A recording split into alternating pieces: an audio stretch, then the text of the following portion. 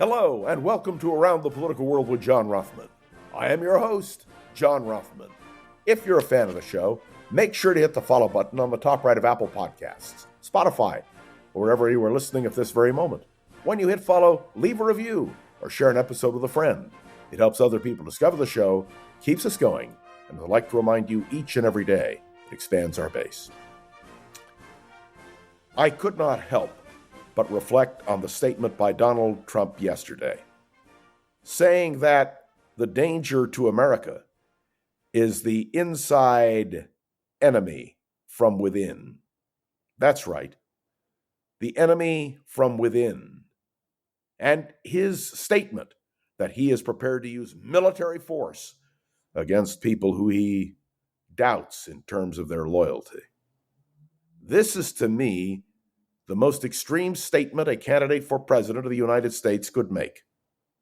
Lech Walesa, the former president of Poland and leader of the Solidarity Movement, spoke of Trump's victory, should he win, as a misfortune for the world. I agree with Lech Walesa. The enemy within. So let me tell you what I did. In the middle of the night, I considered and reflected on a movie I saw years ago called Judgment at Nuremberg. And I suggest that you look at that film.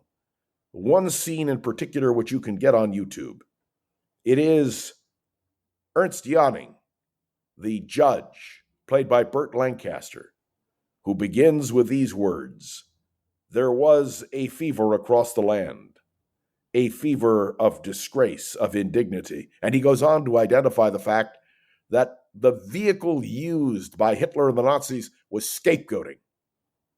I want you to listen to that. I want you to, it's only maybe 15 seconds. I'm sorry, I shouldn't say 15 seconds. It's only about 3 minutes. You got to listen to it. You have to understand it. Because what is described in that brief video is what's happening in the United States. Can you imagine that the Republicans are now trying to prevent overseas voters, including our military, from voting? It is astounding what is happening. And may I tell you, even more astounding was the rally which took place yesterday, where Donald Trump, for 39 minutes, played music. He didn't answer questions. He just played music. It was astounding. Let me also point out that the legal system is working. In Georgia, there has been a legal decision saying that certification of the vote is mandatory. You can't postpone it. And of course, Donald Trump is now attacking Fox because Fox is going to do an interview. Bret Baier is going to do an interview with Kamala Harris. And Trump's response is Fox is weak and soft. And then we have the claim by Donald Trump that he is healthier than any president in recent memory. By the way, we've never seen any medical records. How do you know he's healthier?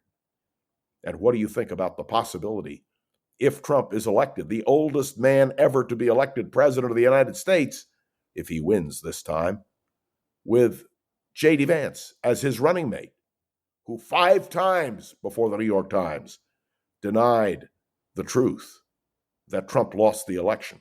Wouldn't answer the question, wouldn't answer it directly. All of these issues concern me, and they should concern you. 21 days to go, and the polls say it's very close. Let me point out to you that when Lech Walesa talks about the fact that a Trump victory would be a misfortune for the world, we better focus a little bit on the world. Taiwan, the military exercise taking place with the Chinese government threatening the security of Taiwan. It's not unusual for them to hold these military exercises, but to do it now, certainly provocative. Ukraine is imploding. The Russians continue to attack. Zelensky is desperate for aid and support. If Trump wins, there is no doubt that the Ukrainian cause will be lost. And Israel in the Middle East. Thank heaven the United States is standing by its ally, and we are sending the necessary military aid to Israel including a new missile defense system, which may make all the difference in the world. I raise these questions with you because there will not be another debate between Harris and Trump. There will not be an opportunity to interrogate Donald Trump, as would have been the case had he appeared on 60 Minutes or on other news programs. There is now only the opportunity for choice. And I must tell you, with all candor and with great sadness, that when General Milley speaks of the fact that Donald Trump is fascist to his core, and I'm reluctant to use term like fascist, I believe General Milley has a point. Can you imagine a candidate for president of the United States saying that he would use military force, if need be, in order to keep order in the United States? And of course, he's referring to the enemy from within. There is a serious question here about the future of our country.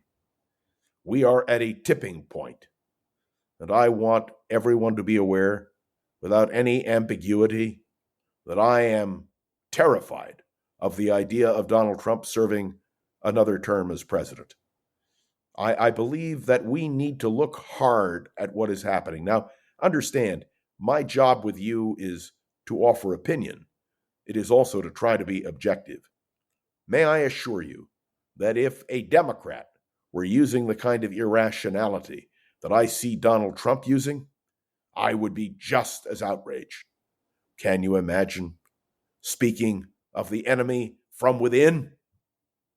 Can you imagine that when he used that expression, Donald Trump also referred to Adam Schiff, a congressman who may well be the next United States senator from California? Do you understand the implications? I want you to spread the word. I want you to spread it far and wide. I believe that Donald Trump is a danger to America, and I think he reveals it every single day. We're going to continue talking about this, and I intend to continue trumpeting this position that I have. It is not anti-Republican. There are Republicans for whom I have a high regard, but it is against Donald Trump, who, to be honest with you, scares the living bejeebers out of me. The enemy within? Maybe he's talking about us. Thanks for tuning in to another episode of Around the Political World with John Rothman. Make sure to follow along and let me know your thoughts on the show by leaving a review on Apple Podcasts and sharing an episode with a friend or colleague so we can continue to grow and expand. You can interact with me on Facebook and LinkedIn, but I especially want to express my gratitude to Gogo Zoger, the wonderful producer of this program, who gets Around the Political World with John Rothman up and running each and every day. To all of you, I'll be back tomorrow. Heaven only knows where we will be then. But we will be right here on Around the Political World with John Rothman.